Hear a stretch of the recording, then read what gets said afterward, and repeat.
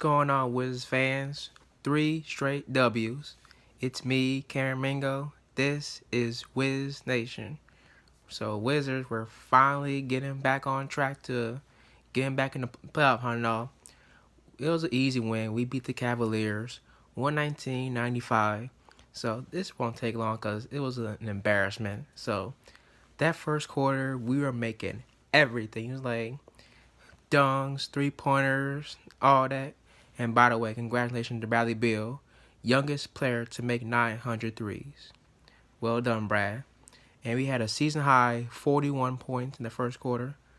But there was one in Cleveland, they did shot 72%, so it was basically like back and forth going on. That time we score, they score, we score, they score. And then once in quarter again, it was blowout after blowout after blowout. But we did saw first time in his career a Jan Mahimi 3.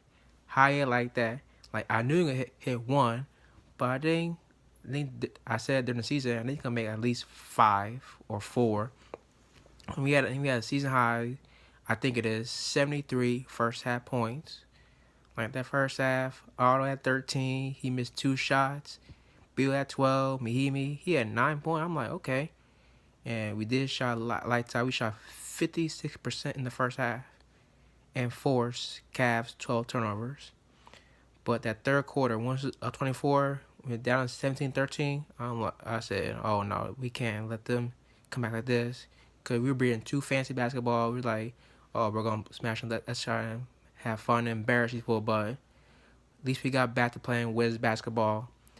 And that was it. It was like, no, and funny thing is, no starters did not play in the first quarter. Not first quarter, in the fourth quarter.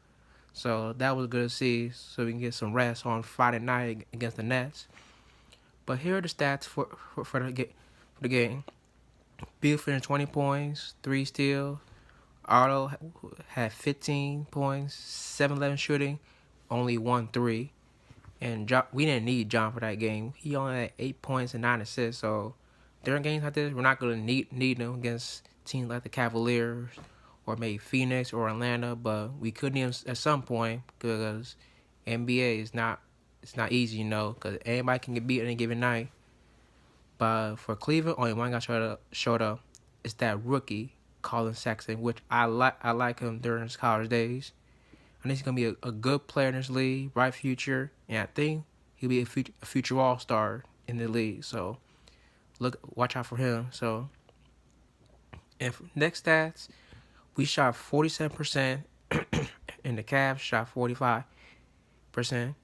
We were 13 of 40 from the three-point line. That's 32%.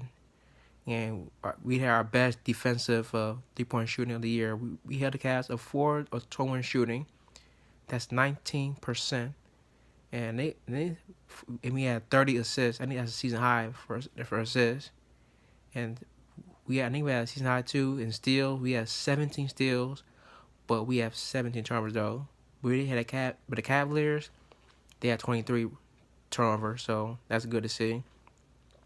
Bench points, 55 bench points for Wiz. So games like that, against teams, we need our bench. Stars can't do everything like we had like in the past. Bench should up like Rivers, Green, and Mahimi, or even Satoransky, because one game he will have a good game for us, or win a game. But since we go to break, let's get right to the headlines right now.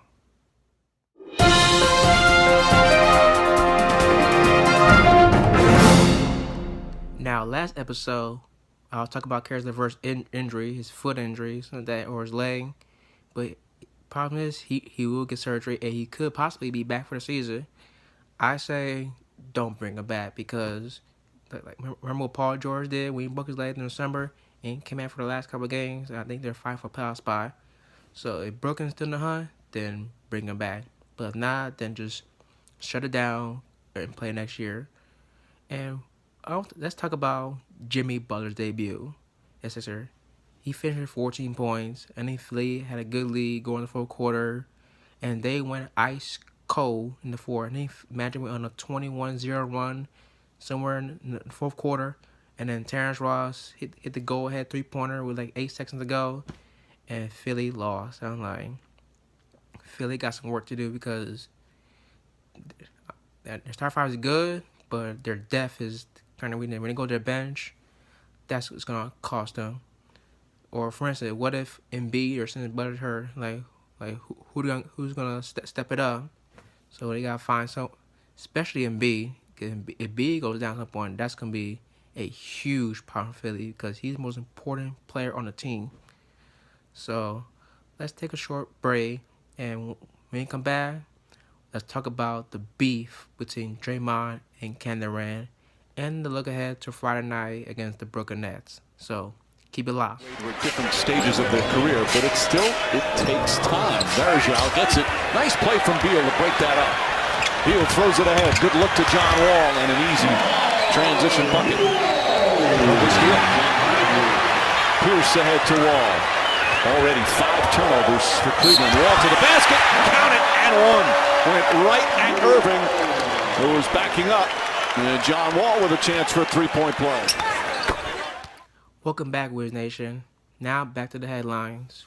My last headline I'm talking about is the beef between Draymond Green and Kevin Durant. Like, you saw they're playing against the Clippers, right?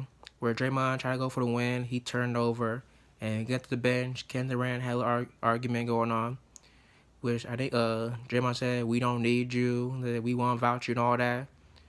And so I'll talk about is, should they trade Draymond Green away? Because who knows? Because only for KD to stay is trade Draymond.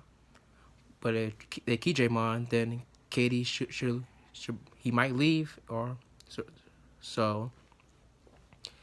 And for Kevin Durant, I'm not falling for this. Is he gonna come home, go play for Wizards? I'm like, it was a rumor in the past, but I'm not going back.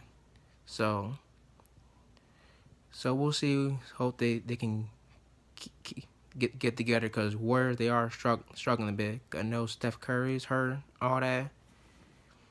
So they were dominant early on, but they do this almost every year. They always face a little adversity during the season, except for the first year. The only time first they fell was during their first championship run. And then no adversity during 2016 to the playoffs, and they faced adversity in the 2017 when KD were hurt, or even last year too, when they injured last year, and they gone through. So they'll get together. I'm not too worried about this. So if this beat does continue between Draymond and Kevin Durant, then we could see some trade murmurs going and some off-season murmurs going. So this could be the last ride of the Warriors. And can't forget Klay Thompson. He's a free agent too, because he might leave or stay, but who knows? So we'll see what happens. Now coming up Friday night, we got the Brooklyn Nets, which we will debut our black uniforms on. If you haven't seen them yet, go to the website or search them on the web, whatever. So I told all Wiz fans, wear Black Friday, like, support the team. So that's about it. Thank y'all for watching Wiz Nation. If you want to follow me, it's at Cam Mingo on Twitter. So thank you. Good night. DC family, we are out.